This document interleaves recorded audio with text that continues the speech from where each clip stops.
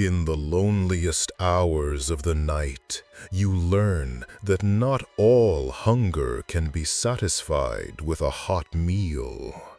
Some hungers are older, darker, and they never, ever fade. They are a void that seeks to be filled, a silence that longs to be broken. Tonight, that silence would shatter. For Anna, working the graveyard shift at the Starbright Diner was usually an exercise in fighting boredom. It was a monotonous cycle of wiping down gleaming chrome that no one would touch, refilling salt shakers that no one would use, and staring at the slow, deliberate crawl of the second hand on the wall. Tonight, however, it would be a fight for her life. The Starbright Diner was an island of light cast adrift on a forgotten sea of asphalt. A relic from a bygone era, Highway 73 was no longer the lifeblood of cross-country travel. It was a ghost artery, used only by locals and the occasional hopelessly lost trucker. The diner itself was a fossil preserved in neon. Its sign, with a sputtering S and a flickering T, promised warmth and welcome to a world that had long since passed it by. Inside, the air hung thick with the smells of old coffee, industrial-strength cleaning solution, and the faint, greasy memory of 1,000 bygone burgers. It wasn't an unpleasant smell, but it was the smell of stagnation. It was the smell of Anna's life, she often thought. Stagnant. The clock on the wall read 2:13 a.m. Anna dipped her mop into a bucket of murky water, the scraping sound echoing in the cavernous quiet. The red vinyl of the booths gleamed under the fluorescent lights, each one a silent, empty mouth waiting to be fed. The hum of the large soda coolers was the diner's constant, droning heartbeat. Outside, a light, persistent rain had begun to fall, tapping a soft, hypnotic rhythm against the large plate glass windows. As she pushed the mop across the black and white checkered floor, her mind drifted. It drifted to her introduction to digital design class, to the perpetually unimpressed face of Professor Albright, and to the half-finished assignment saved on her laptop, the one she should be working on right now instead of cleaning up imaginary spills. She needed the money from this job, a necessity that felt more like a cage with every passing hour. Each dollar earned felt like another bar added to that cage, keeping her here in this small town, miles away from the life she actually wanted to build.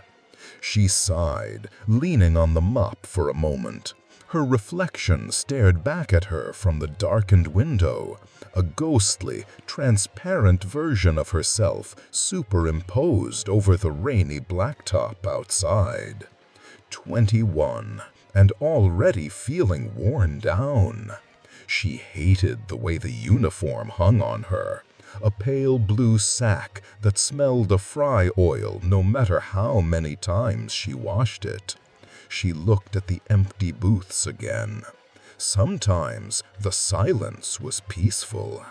Tonight it felt heavy, oppressive.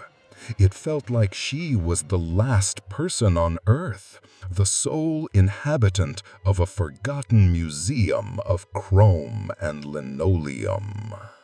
She closed her eyes, just for a second, listening to the lonely symphony of the rain and the humming cooler.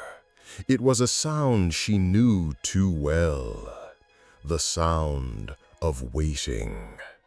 Then a new sound joined the symphony, sharp and clear.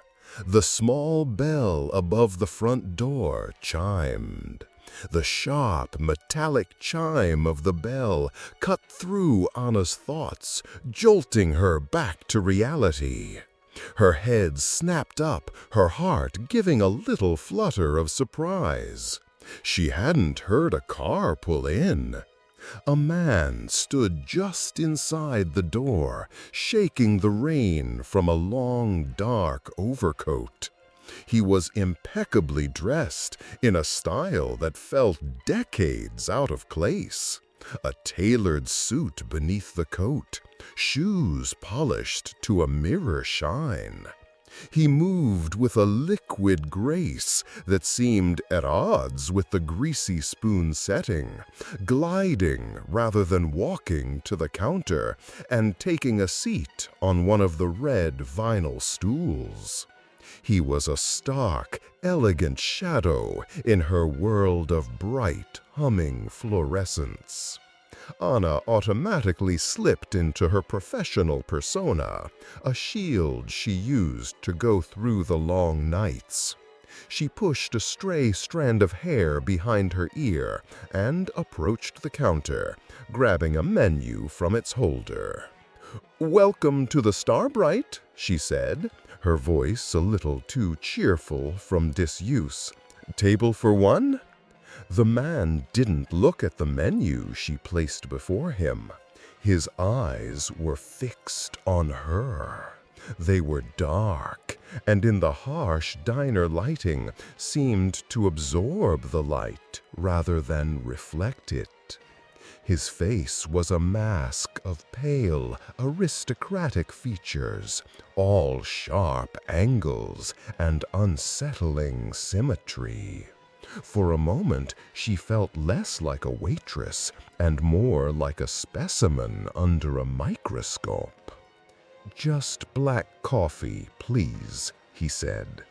His voice was a low, smooth baritone, cultured and calm. It seemed to vibrate in the air. "As dark as the night outside, if you would." "Sure thing," Anna replied, turning to the coffee pot with a sense of relief to have a task to perform. "Coming right up." She filled a thick, white ceramic mug and set it down on the counter in front of him. The steam rose in a lazy curl. He brought his hands up to cup the mug, his long, pale fingers wrapping around it. "Thank you," he said, that steady, unnerving gaze still on her. It's rare to find a place still open with such character. "Yeah, character is one word for it," she managed. "Mostly it's just quiet. You're my first customer in 3 hours. I imagine a place like this sees all sorts of lonely souls," he continued, his voice weaving a strange spell in the quiet room. "People running from something or to something. What about you, Anna? Are you running?" Anna froze, the damp cloth held tight in her hand. Her mind raced. She wasn't wearing a name tag. It had broken last week, and she'd forgotten to ask her boss, Mr. Henderson, for a new one. There was absolutely no way he could know her name. I'm sorry," she stammered, trying to keep her voice even. "How did you know my name?" A faint smile touched the corners of his lips, but it was a cold, predatory thing. He took a sip of the steaming coffee, seemingly oblivious to the heat. "You have an honest face. It speaks for itself. It tells me you're working to pay for college, that you dream of being a graphic designer, and that you are utterly terrified of being stuck in this small, forgotten town forever. The blood drained from Anna's face. It felt as if the floor had dropped out from beneath her. Every single word was true, a direct hit on the secret fears and hopes she harbored in the silence of these long nights. This wasn't a guess. It wasn't a party trick. This was impossible. The air in her lungs felt thick and heavy, and for the first time that night, she felt a sliver of genuine, primal fear. "Who are you?" she whispered, her voice barely audible over the hum of the coolers. The man's smile widened, but it held no warmth. It was the detached, clinical expression of a scientist observing a predictable reaction. He took another slow sip of the coffee, his dark eyes never leaving her face. He seemed to be savoring her fear, letting it hang in the air between them like the steam from his cup. "Let's just say I have an appreciation for untold stories. And yours, my dear Anna, is one of the more interesting ones I've encountered in a very long time."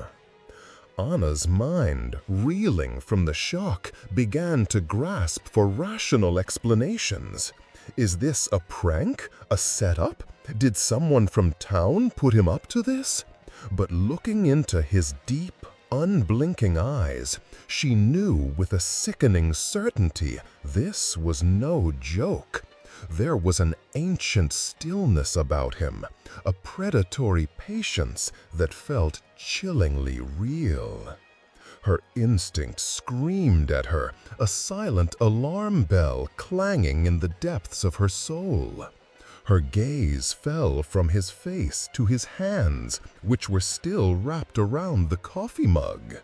And it was then that she noticed the first impossible thing. The ceramic was thick, and the coffee within was scalding. She had brewed it herself not 20 minutes ago. It would be painfully hot to the touch. Yet he held it as one might hold a cool glass of water, his pale skin showing no sign of redness or discomfort. His flesh seemed indifferent to the searing heat.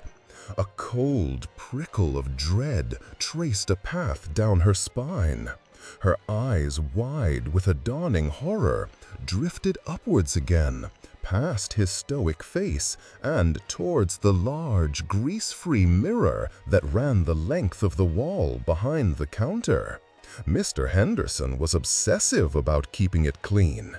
It offered a perfect panoramic view of the entire diner. She saw her own reflection clearly, a terrified girl in a pale blue uniform, frozen behind a counter. She saw it.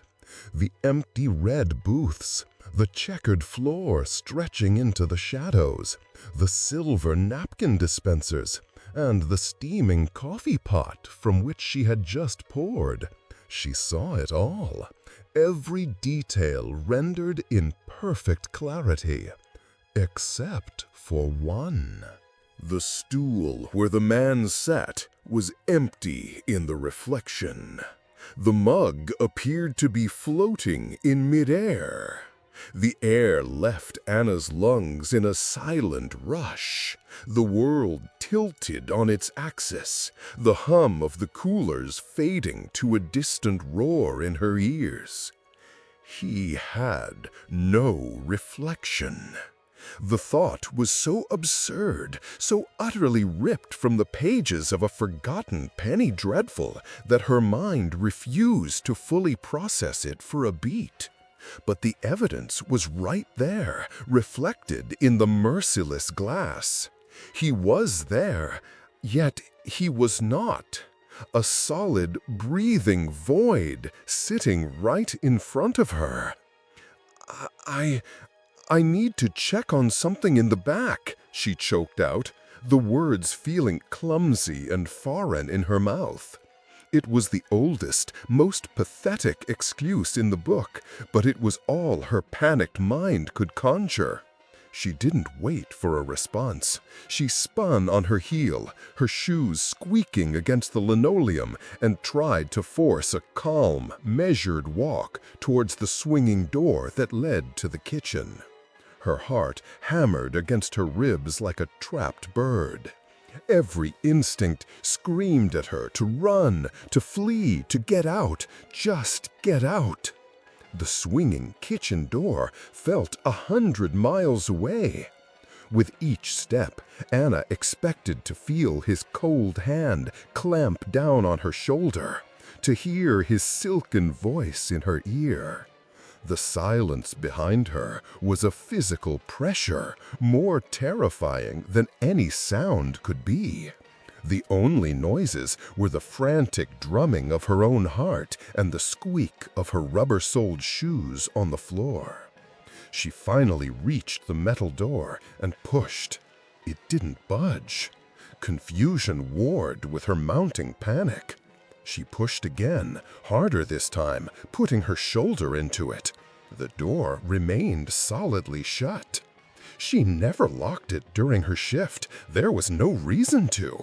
It was a simple, swinging door designed for easy passage. She jiggled the handle, a frantic, rattling sound that seemed deafening in the charged atmosphere. Nothing. It was as if it had been welded to its frame. A cold, greasy wave of dread washed over her. She turned away from the kitchen door, and her eyes darted to the only other exit, the main entrance, the glass door with the little bell that had announced his arrival. Her escape route. It felt like a lifetime ago. She didn't run this time. She sprinted. Abandoning any pretense of calm, she bolted across the checkered floor, her breath coming in ragged, shallow gasps. The red booths blurred past her. The distance was short, maybe 20 feet, but it felt like a marathon run in thick mud. She reached the door, her fingers fumbling for the push bar. She threw her entire body weight against it. A jarring, metallic clank echoed through the diner as the bar refused to give way. She slammed against it again and again, her desperation growing with each fruitless impact. It was locked, sealed tight. She rattled the handle, peering through the glass. The rainy highway outside was gone. The familiar glow of the single streetlight, the wet shimmer of the asphalt, all of it had been replaced by a suffocating, inky blackness. It was like looking into the void of deep space. Leaving so soon? The voice was directly behind her. She hadn't heard him move, not a single footstep on the linoleum floor. It was as if he had simply materialized from the shadows. Anna whirled around, pressing herself back against the cold, unyielding glass of the door. Her escape had become a wall. The man, the creature, stood in the center of the diner, halfway between the counter and the door. He was no longer seated. The charming, sophisticated facade had melted away, replaced by an expression of undisguised, predatory amusement. His eyes, which had been dark before, now seemed to hold a faint, smoldering red glow at their core, like embers in a dying fire. The air around him felt cold, sucking the warmth from the room. "But I haven't even had my meal yet," he finished, his voice dropping to a low, guttural whisper that promised violence. Anna stared at him, her mind finally accepting the impossible truth her senses had been screaming at her. This wasn't a prankster. This wasn't a madman. The lack of reflection, the impossible knowledge, the unnatural strength that held the doors fast. It all pointed to something ancient and utterly inhuman. "What are you?" she breathed, the question not one of curiosity anymore, but of pure, abject terror. His smile returned, but this time it was a ghastly, stretched thing that revealed more than he intended. In the stark, fluorescent light, she saw them, subtle, almost imperceptible, but there. The tips of his canines were just a little too long, just a little too sharp, glistening faintly as they caught the light. "I am a customer," he purred, taking a slow, deliberate step towards her. As he spoke, a loud, definitive clank echoed from the front of the diner. The neon sign outside, her island of light, sputtered one last time and died, plunging the world beyond the windows into absolute, impenetrable blackness. She was trapped inside with him. A raw, primal scream clawed its way up Anna's throat, but it died as a strangled gasp. Fear had seized her vocal cords, locking them in a cage of ice. Her mind was a chaotic storm of denial and terror, but her body reacted on pure instinct, the desperate, cornered animal instinct to survive. "Stay away from me," she finally shrieked, the words tearing from her, raw and shrill. Her eyes darted around, searching for a weapon, for anything to put between herself and the advancing predator. The closest object was a heavy glass salt shaker on the nearest table. Her hand shot out, her fingers clumsy with adrenaline, and she seized it. With a surge of desperate strength, she flung it at him. The shaker tumbled end over end through the air, aimed directly at his head. For any normal person, it would have been at the least a distraction. But he was not a normal person. His hand moved in a blur, a motion too fast for her eyes to properly track. He snatched the shaker from the air as effortlessly as one might catch a feather, his fingers closing around the thick glass. His expression didn't even flicker. He held it for a moment, examining it with a look of detached curiosity, before his grip tightened. A sickening crunching sound filled the diner as the glass and metal imploded in his hand, collapsing into a fine powder of crystal and steel that trickled through his fingers onto the checkered floor. "Please," he chided gently, his voice a mocking counterpoint to the act of casual destruction. "Let's not make a mess. This is such a lovely, clean establishment." That single, impossible act broke the paralysis that held Anna rooted to the spot. This was not a fight she could win with force. It was a game of survival, and her only chance was to be smarter, to be faster. She turned and ran, not for the doors, but back into the heart of the diner. She shoved a chair into his path, the legs screeching horribly against the linoleum. He sidestepped it without breaking his stride. She vaulted over the counter, her hip knocking over a stack of menus, sending them scattering across the floor like fallen leaves.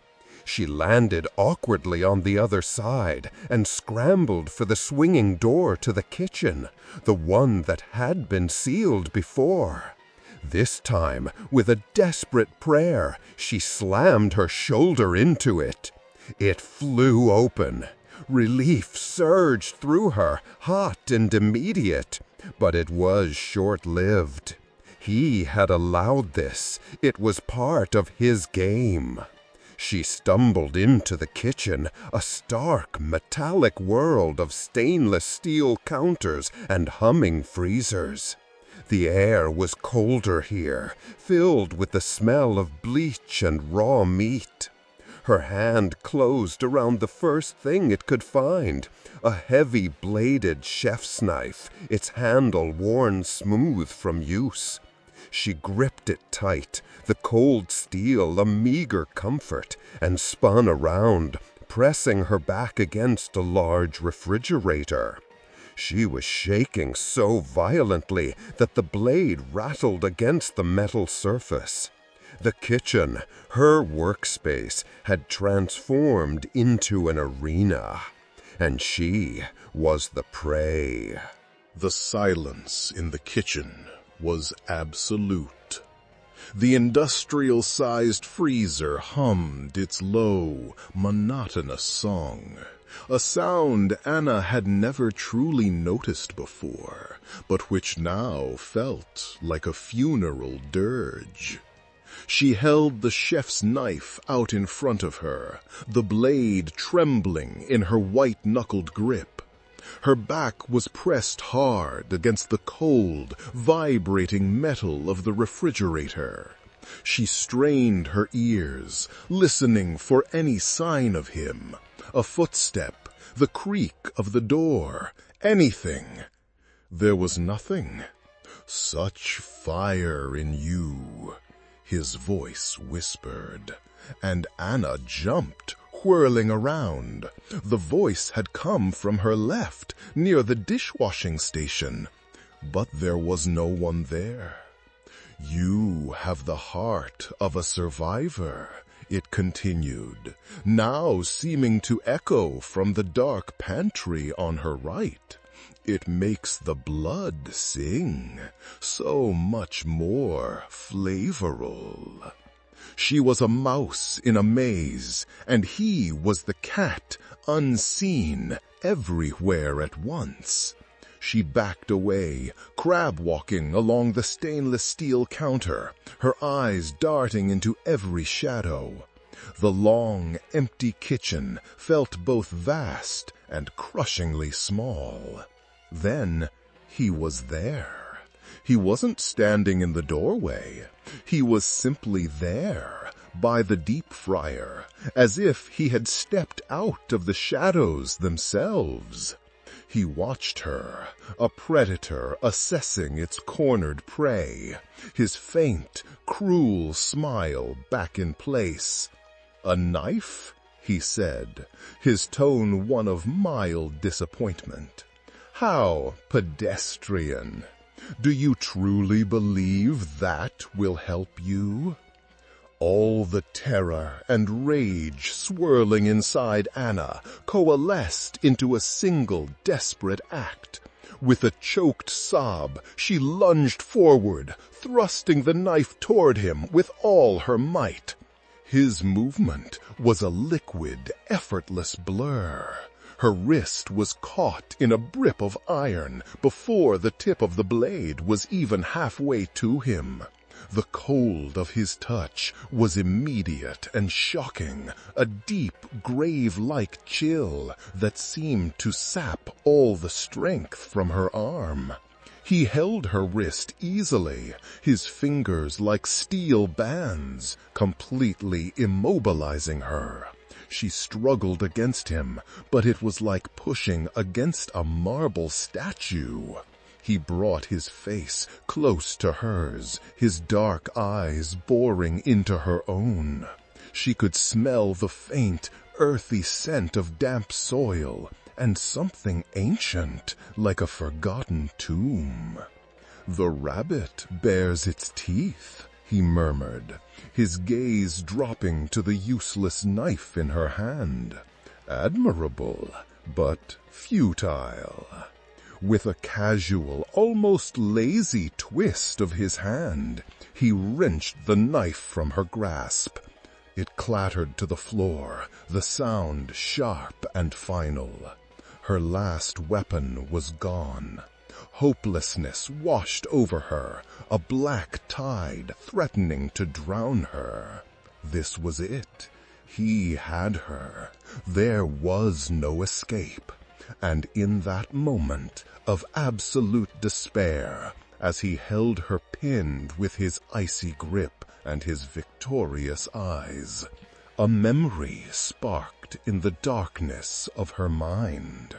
A memory of her boss, Mr. Henderson, polishing a small tarnished silver cross on a slow Tuesday afternoon. "My grandmother gave me this," he had told her, his voice thick with nostalgia. "Said it saw our family through the old country. Said it keeps this place safe." Anna had smiled politely at the time, dismissing it as the rambling of a sentimental old man. A good luck charm, a silly trinket. Now it was her only hope. A filthy trinket against a monster of impossible power. It was no hope at all, but it was better than nothing. She needed to get to the cash register. A new kind of energy surged through her, not of strength, but of pure, desperate cunning. She went limp in his grasp, all the fight seeming to drain out of her. Surprised by her sudden compliance, his grip loosened for a fraction of a second. It was enough. Anna stomped down hard on his polished shoe, a useless, pathetic gesture. But it was the distraction she needed. In the same motion, she shoved herself backward, wrenching her wrist free. She didn't look at him. She scrambled past a tall metal rack stacked high with pots and pans, and, with a desperate heave, pushed it over. A deafening, chaotic crash of metal on metal exploded through the kitchen as the rack toppled, sending cookware scattering and clanging across the floor. Under the cover of the glorious, beautiful noise, she ran. She burst back through the swinging door and into the dimly lit diner, her eyes locked on a single target at the front of the room, the old, heavy cash register. The air in the main diner felt thin and sharp in her burning lungs. She didn't dare look back. The cacophony of crashing pots and pans behind her was already fading, and she knew he would be coming. He would be moving like a phantom, silent and swift. Her feet pounded against the linoleum, her sneakers sliding on the checkered pattern. The cash register, which usually seemed so close to the kitchen, now looked a mile away. It sat on the counter, an old heavy metal beast from a forgotten decade, a silent monument to 1,000 daily transactions. Now it was a holy relic, a tomb holding her only salvation. She heard a whisper of movement behind her and risked a glance over her shoulder. He had emerged from the kitchen. He wasn't running. There was no need. He was striding, moving with an unhurried, terrifying purpose, a dark storm closing in. The predatory smile was gone, replaced by a mask of cold fury. The red glow in his eyes was brighter now, a pair of malevolent, burning coals. She reached the counter and vaulted over it for a second time, her legs tangling, almost sending her sprawling. She fumbled with the key to the register, her shaking hands refusing to obey. The key clattered against the metal, a tiny, frantic sound. She could feel him getting closer, feel the temperature in the room plummeting. "Come on," she hissed at her own fingers. Finally, the key slipped into the lock. She twisted it, and with a loud cha-ching that sounded like the ringing of a church bell in the silence, the heavy drawer sprang open. His shadow fell over her. "There is nowhere left to run," he snarled, his voice a low, guttural growl that resonated in her very bones. He was right behind her, looming over the counter. Her hand shot into the drawer, past the neat stacks of dollar bills and the small tray of coins. Her fingers closed around a familiar shape, cool, solid metal with smooth, worn edges.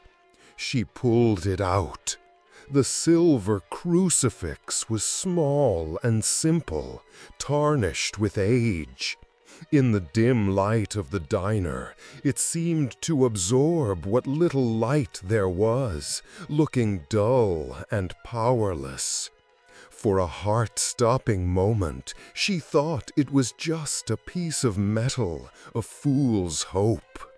His hand reached for her, long, pale fingers unfurling to wrap around her throat.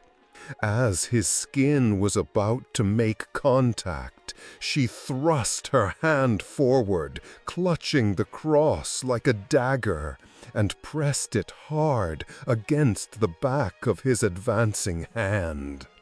A sound ripped through the diner, not a human scream, but a high-pitched, unearthly shriek of agony and rage. It was a sound of burning, of sizzling flesh, like water thrown on a searing hot pan. A foul-smelling, acrid smoke billowed from his hand where the silver made contact. He recoiled as if struck by lightning, clutching the scorched, blackened wound, his face contorted into a mask of pure, hellish fury. "Filthy trinket!" he hissed, his beautiful voice now a shredded, monstrous thing. The shriek had bought her seconds, nothing more, but seconds were a lifetime. Anna didn't run for the sealed doors this time. Her mind, sharp with adrenaline, seized on one final desperate idea. There was only one place in this whole diner built like a vault.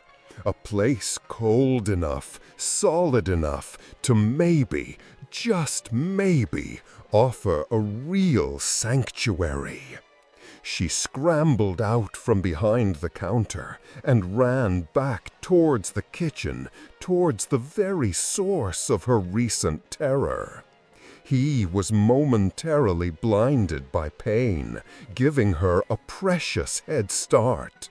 She burst through the swinging doors, past the toppled rack and scattered pans, and threw herself at the handle of the large industrial walk-in freezer at the far end of the room.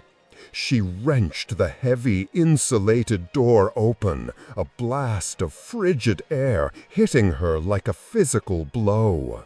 Without a moment's hesitation, she plunged inside. She turned and slammed the heavy door shut, the thick metal groaning on its hinges.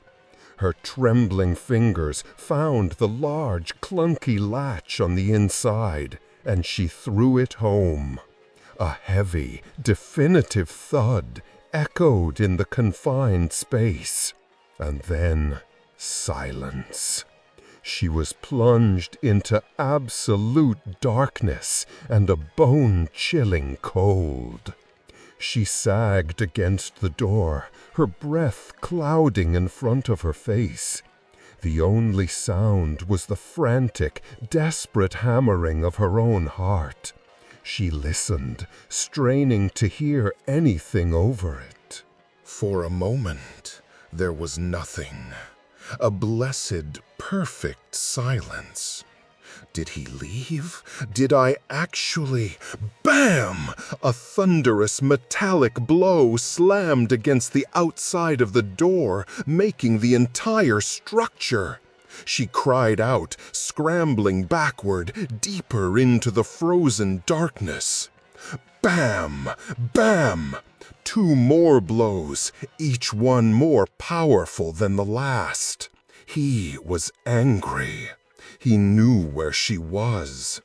Anna pressed herself against cold, frosted shelves at the back of the freezer, surrounded by the ghostly, shrouded shapes of frozen meat and boxes of vegetables. She looked at her watch, its digital display glowing with a faint, eerie green light. It read 3:04 a.m. The sun was still hours away. Outside, a new sound began. Not a bang, but a slow, grinding, tearing sound. The sound of powerful fingers finding purchase in the thick metal of the door, of steel being slowly, methodically ripped apart. She was safe for now, but out there, in her small island of light, the hunger waited, and it had all the time in the world. From beyond the tortured metal, his voice came again, no longer a shout, but a low, terrifyingly calm whisper that slid through the cold air. "Don't worry, Anna. I can wait."